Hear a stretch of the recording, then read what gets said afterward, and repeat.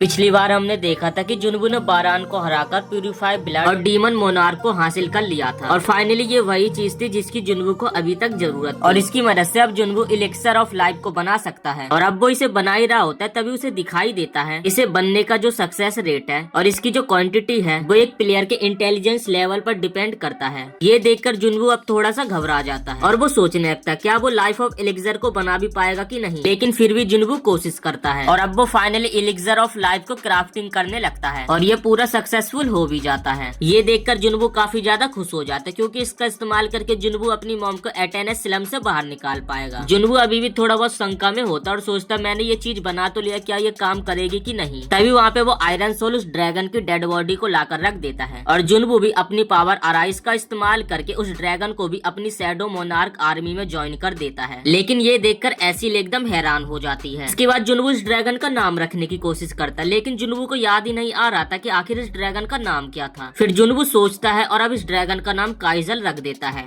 और ये उसकी आयरन आर्मी का एक नया मेंबर था। ये देखकर जुनवू बहुत ही ज्यादा खुश होने लगता है। तभी एसिल कहती इसके ऊपर बैठकर तो हम जल्दी घर पहुंच जाएंगे और घर जाके पार्टी सार्टी करेंगे और मौज करेंगे, लेकिन जुनवू इसकी बातों का कोई भी रिप्लाई नहीं देता है। जुनवू सोचता है कि मुझे इलेक्सर की इफेक्ट्स को इमीडिएटली देखना है। तभी जुनवू को याद आता है कि उसकी इन्वेंटरी में एक रिवेंज डॉन है जिसकी मदद से वो लोग काफी आसानी से यहाँ से निकल सकते हैं। जब वो उसे देख ही रहा होता तभी उसके अंदर उसे एक जॉब एक्सक्लूसिव स्किल भी मिली होती है। इसमें लिखा भी होता शैडो एक्सचेंज, जिसकी मदद से जुनवू अपने एक शैडो सोल्जर को एक्सचेंज करके उसकी जगह लेकर यहाँ से निकल सकता है। पर इसे एक बार इस्तेमाल करने के बाद 3 घंटे बाद ही दोबारा से इस्तेमाल किया जा सकता है। अब जुनवू डिसाइड करता है कि वो इस स्किल का इस्तेमाल करके यहाँ से निकल जाएगा और जाने से पहले वो एसिल को अलविदा बोलकर भी जाता है कि मैं यहाँ से अकेला ही जा रहा हूँ और तुम्हें भी यहाँ से अकेला जाना पड़ेगा। और ऐसा बोल के जुनवू वहाँ से जाने लगता है और बोलता है कि अगर हमारी किस्मत में होगा तो हम दोबारा से जरूर मिलेंगे। और ऐसा बोल के जुनवू जाने वाला होता है तभी एसल उसे शर्माते हुए कुछ बोलने लगती है, लेकिन उसके बोलने से पहले ही जुनवू वहाँ से चला जाता है। अगले सीन में हम देखते हैं कि जुनवू फाइनली अपनी कंट्री में पहुंच चुका है। जुनवू ने उस सोल्जर के साथ अपनी जगह एक्सचेंज कर ली थी जो कि यहाँ पे पेट्रोलिंग कर रहा था। जिसके बाद वो सोचता है कि यहाँ से मेरा घर थोड़ा दूर है तो वो काइजल को बुला लेता है और फिर वो काइजल के ऊपर बैठकर आराम से अपने घर चला जाता है। और दूसरी तरफ हमें प्रेसिडेंट गो को दिखाया जाता है जो कि कह रहे होते हैं कि हम हंटर्स की मैजिकल पावर को एकदम चारे की तरह यूज करेंगे जिससे हम एंट्स को बाहर निकाल पाए। इनका पूरा प्लान था कि वो हंटर का यूज करके क्वीन आंट को मार दे। अगले सीन में हम मीन को देखते जो कि बेक का दोस्त है और वो दोनों आज साथ में ड्रिंक करने के लिए आए हैं। बेक उसे देखकर कह रहा होता है कि यह एक एस रैंक का हंटर जिसका नाम है मेन बिन गो, उनमें से ही एक है जो कि काफी यंग एज में ही रिटायर हो गए थे। तभी मेन कहता क्या तुम सच में जेजू आइलैंड पे फिर से जाओगे? तुम जानते हो ना कि इंसुक वहाँ पे कैसे मारा गया था। जिसके बाद बेक भी याद करने लगता है कि उसका दोस्त इंसुक कैसे मारा गया और इसी कारण वो दोबारा से वहाँ पे जाना चाहता है। वो कहता है कि ये आंट मॉन्स्टर जब तक मारे नहीं जाएंगे तो ये पूरी दुनिया को तबाह कर और इसी कारण मुझे उनकी पूरी स्पीसीज को तबाह करना है। तभी मीन कहता मैं तो वहाँ नहीं जाऊंगा और अगर तुम मुझे इनवाइट करने वाले हो तो मैं तुम्हें पहले ही मना कर देता। तभी बेक कहता नहीं, मैं तो तुम्हें यहाँ बस गुड बाय करने के लिए आया हूँ और फिर कभी शायद हम ना मिलें। जो सुनकर मीन एकदम चुप हो जाता है। फिर वो बेक को बोलते कि मैं सोच रहा हूँ कि मैं एक सिविल सर्विस का एग्जाम दूं। मैं किसी को मरते हुए देखना नहीं चाहता, इसलिए मैं एक सिविल सर्वेंट बनना चाहता हूँ ताकि मैं लोगों की मदद कर सकूं। इसके बाद हमें अगले सीन में जुनवू को दिखाया जाता है जो कि फाइनली अपनी मॉम के पास यानी हॉस्पिटल पहुंच चुका है। तभी वो अपनी मॉम के गर्दन के पीछे एक जलने वाले निशान को देखता है और फिर जुनवू को याद आता कि बचपन में उसके वजह से उसकी मॉम की गर्दन पे गर्म पानी गिर गया था जिस कारण उसकी मॉम की गर्दन पे ये घाव बन गया था। पर फिर भी उसकी मॉम उसे डांटती नहीं है बल्कि सीधा जाकर उसे अपने गले से लगा लेती है। इसके बाद जुनवू वापस से उसी एलिक्सर ऑफ लाइफ को बाहर निकाल लेता है और मनी मन में सोचने लगता क्या इसे पीने के बाद मेरी मॉम उठेगी कि नहीं। और इसके बाद जुनवू एलिक्सर ऑफ लाइफ को खोल देता और अपनी मॉम को पिलाने लगता है। अब जुनवू काफी ज्यादा हिम्मत जुटाता और फाइनली उस चीज को अपनी मॉम को पिला देता है। इसके बाद जुनवू अपनी मॉम को बेड पे लिटा देता और इसके असर का इंतजार करने लगता है। तभी जुनवू देखता है कि कुछ रोशनी सी चमकने लगती है और उसकी मॉम का पूरा शरीर एकदम ग्लो करने लगता है। और ये देखकर जुनवू काफी ज्यादा शॉक हो जाता है, लेकिन अभी उसके पास इंतजार करने के अलावा कोई चारा नहीं था। जिसके बाद उसकी मॉम की जो बॉडी ग्लो कर रही थी अचानक से वो बॉडी ग्लो करना बंद कर देती है और ये देखकर जुनवू बहुत ही ज्यादा घबरा जाता और मनी मन में सोचने लगता प्लीज मॉम अपनी आंखें खोल दो। दूसरी तरफ हम जिना को देखते जो कि अपने घर में पढ़ाई कर रही थी लेकिन उसका पढ़ाई में बिल्कुल भी मन नहीं लग रहा था। इसलिए वो दुकान में जाकर कुछ शॉपिंग करती है। शॉपिंग करके वो जैसी बाहर निकलती है तभी वो देखती है जो बाहर की हवा वो एकदम से गर्म हो चुकी है और उसे कुछ अच्छा सा फील होने लगता है। अब हम यहाँ पे हॉस्पिटल का सीन देखते हैं जहाँ पर जुनवू सो रहा होता है और जैसे उसकी आंखें खुलती है तो वो देखकर एकदम शॉक हो जाता है। उसकी मॉम जुनवू के आंखों के सामने फाइनली बेड से जाग चुकी है। जुनवू की एज के साथ उसका फेस थोड़ा बदल गया था। वो बेड से उठती है और जुनवू की तरफ देखती है और बोलती है तुम मेरे बेटे जुनवू हो ना। वो जुनवू से पूछती है कि मैं कितने समय से सोई हुई थी। तभी जुनवू बताता कि आप पूरे 4 साल से सोई हुई थी। अब उसकी मॉम पूछते कि जीना कैसी है। ये सुनकर उसकी मॉम बहुत ही ज्यादा खुश होती है और जुनवू का शुक्रिया करने लगती है। उसकी मॉम कहती है कि तुमने अपना वादा पूरा किया और तुम काफी ज्यादा मैच्योर भी हो चुके हो। तभी उसकी मॉम देखती तुम्हें तो काफी ज्यादा चोट लगे, तुम ठीक तो हो, लगता तुमने अपने आप को काफी ज्यादा पुश किया है। ये सुनकर तो जुनवू भी काफी ज्यादा इमोशनल हो जाता और बहुत ही ज्यादा रोने लगता है। अब अगले सीन में हम डॉक्टर्स को देखते जो कि काफी ज्यादा हैरान हो रहे थे। जुनवू की मॉम जो अपने बेड से कभी उठ नहीं सकती थी वो अचानक से जाग गई। तभी जो दूसरा डॉक्टर खड़ा होता है वो कहता है कि उनकी फैमिली के मेंबर्स कह रहे हैं उन्हें जल्दी से डिस्चार्ज कर दिया जाए। अगले सीन में हम देखते हैं कि जिना अपनी मॉम से मिलने के लिए आती है और वो सीधे जाकर अपनी मॉम के गले लग जाती है और वो अपनी मॉम के गले लगकर काफी ज्यादा रोने लगती है। ये देखकर जुनवू भी काफी ज्यादा खुश होने लगता है, मैं इतने समय से जो मेहनत कर रहा था वो सफल हुआ। अगले सीन में हम गो को देखते हैं जो कि एक इंटरव्यू में आया होता है और वो सभी लोगों का शुक्रिया करता है यहाँ पर आने के लिए। वो सभी से कहता है तुम लोगों को तो पता ही होगा नेशन वाइड में हर जगह पे नेचुरल डिजास्टर हो रहे हैं और वो भी उन मॉन्स्टर एंड्स की वजह से, और जो कि जेजू आइलैंड से आ रहे हैं। इसके जवाब में हंटर एसोसिएशन ने डिसाइड किया है कि हम एक मिशन को स्टार्ट करने वाले हैं। इसमें हमारा साथ डोमेस्टिक एस रैंक वाले हंटर नहीं देंगे बल्कि जापान के 10 और एस रैंक वाले हंटर भी साथ देंगे। ये सब कुछ मिन भी अपने मोबाइल में सुन रहा था और फिर वो अपने पास्ट का सीन याद करने लगता है जहाँ पर वो तीनों यानी कि इंसुक भी उनके साथ ड्रिंक कर रहा था और वहीं बेग तो इतना ज्यादा नशे में होता जो कि वहीं पे सो जाता है। वहाँ पर मीन युनसुक से कहता है मुझे तो रेट पे जाने पर बहुत ही ज्यादा डर लग रहा है। तभी इंसुक भी कहता है डर तो मुझे भी लग रहा है, लेकिन जो लोग लड़ नहीं सकते उन्हें तो हमसे ज्यादा डर लग रहा होगा, इसलिए मुझे लड़कर उन सभी आंट्स को खत्म करना होगा जिससे लोग एकदम सेफ रहे। और वहाँ पर बेग भी बड़बड़ाने लगता है कि मैं दुश्मनों को अपने हाथों ही से मसल दूंगा। इसके बाद जुनवू की मॉम जुनवू के घर आ जाते, लेकिन जब वो घर आकर देखते तो उनका पूरा घर एकदम गंदा हो रखा था, जो देखकर जुनवू जिना से कुछ बोलने वाला होता है। तभी उसकी मॉम बोलते छोड़ो पहले सफाई करते हैं और फिर वो तीनों साथ में मिलकर सफाई करने लगते। तभी जुनवू की मॉम को उनकी फैमिली फोटो मिलती है जिसमें जुनवू के पिता की भी तस्वीर होती है। तभी जुनवू की मॉम पूछते क्या तुम्हारे फादर ने तुम्हें कांटेक्ट किया, जिसके बाद जुनवू कहता है कि नहीं। तभी जुनवू की मॉम कहती है कि मैंने खबर सुनी है कि तुम एक हंटर हो और तुम्हारे फादर भी हंटर बनने से पहले एक फायर फाइटर थे और मैंने तुम्हारे फादर से इसलिए शादी करी थी क्योंकि जब वो लोगों की जान बचाते थे तो मुझे वो काफी ज्यादा कूल लगते थे और तुम एकदम अपने फादर की तरह। ये सुनकर जुनवू बहुत ही ज्यादा खुश हो जाता है। तभी जीना कहते कि मैं भी डॉक्टरिंग की पढ़ाई कर रही हूँ और मैं भी एक डॉक्टर बनने वाली। ये सुनकर मॉम उसकी काफी ज्यादा खुश हो जाती है। अगले सीन में जुनवू को कॉल आती है जो कि हंटर्स को कुछ बताने के लिए की जाती है और इसके बाद हमें गो को दिखाया जाता है जो कि कॉन्फ्रेंस को पूरा करने के बाद आ जाता है। गो कहता है कि मैंने बिल्कुल भी नहीं सोचा था कि कॉन्फ्रेंस में थॉमस भी आ जाए। तभी जिंचुल बताता है कि थॉमस अमेरिका का एक S rank national authority Hunter है और वही गो कहता है कि मैंने बिल्कुल भी नहीं सोचा था कि वो यहाँ पर हमारी मदद करने के लिए आएगा। तभी बातों में जिंचुल बताता है कि हमारा जुनवू से कांटेक्ट हो गया और वो बहुत ही जल्द आने वाला है। अगले सीन में हम देखते कि अब जुनवू यहाँ पे पहुँच गया है जहाँ पर गो जुनवू को बताता है कि हम 4 दिन में निकलने वाले हैं और इस ऑपरेशन को सक्सेसफुल करना हमारा काफी बड़ा गोल है और क्या तुम इस ऑपरेशन में हमारी मदद करोगे।